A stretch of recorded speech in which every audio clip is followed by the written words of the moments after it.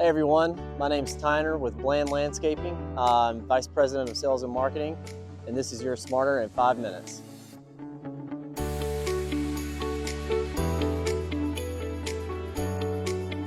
So I'm out here today at one of our communities. We recently just took this site over. As you can tell, if you can see behind me or around me, this is a newer development. The reason that I'm out here is because, as with any new development, especially in maintenance-free communities, some homeowners still like to take liberty with certain aspects of the landscape, and we're all for that. We want our homeowners, our community managers, to be armed with the right knowledge for how to do things. One of the most obvious areas where we see some miseducation is with pruning of crepe myrtles. One of the things I'm going to do today is just show you how to properly prune this crepe myrtle and what it can help you do to prevent any kind of future growing issues or future production issues from the tree, while also decreasing the opportunity for any kind of pest to move into the tree as well from bad pruning cuts.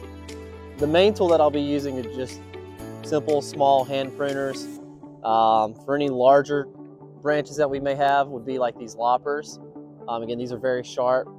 And then if you have any other large branches that are larger than what this lopper can do, we have a pull saw here that we can use as well. Again, if you need a chainsaw, it's probably not the right video. We're not going to be doing any crepe murder today.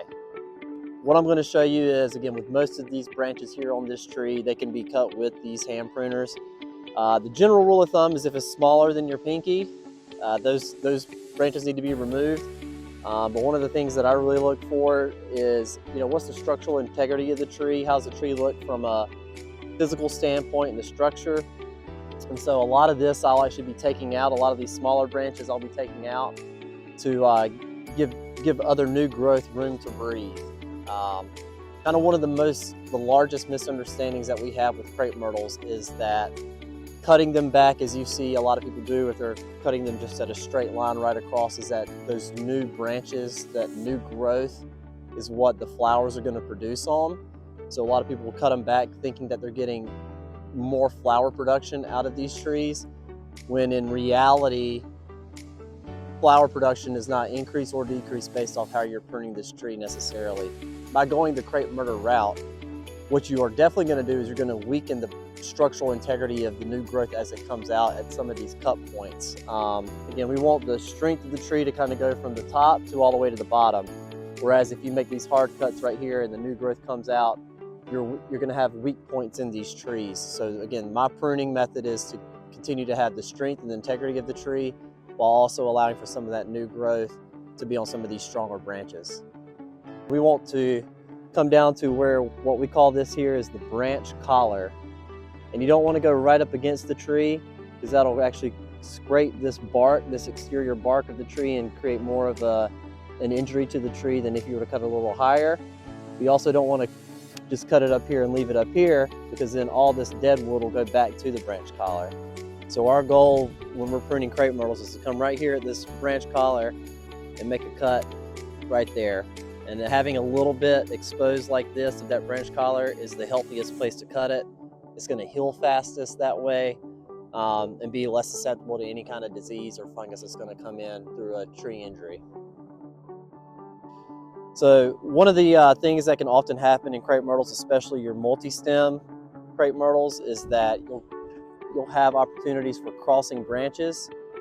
And if you can zoom in here, you can see where this branch is already rubbed up against this part, and what that'll do is that'll create injury as well. You can actually see where it's happened down here also, and it's trying to heal. So we look for these opportunities to remove some of these crossing branches. Again, this is probably too large to cut cleanly with these hand pruners.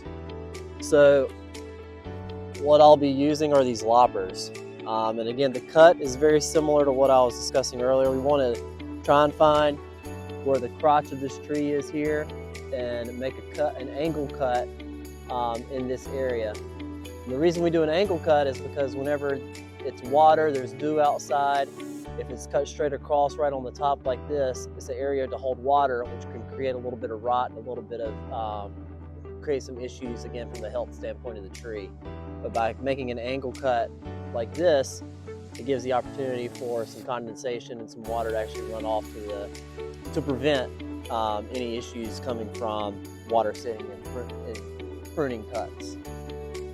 The benefit of pruning these crepe myrtles the right way when they're young as well is that when they get taller and taller and they're more and more out of reach, you can avoid a lot of ladder work in the future by trying to go on and forecast and look at what branches could be crossing each other as this tree grows. So as I'm pruning this tree, I like to always take a look up and not just directly where I'm at, but take a look up and see where I can maybe make some structural cuts to where it can continue to almost go in like this V shape that this tree naturally wants to be. So again, I'll be making some pruning cuts up this way a little bit to remove any potential crossing branches that as they grow older and older in 2 to 3 years time would again be rubbing against each other in windstorms and things of that nature. Again, all this to avoid future injury to the tree.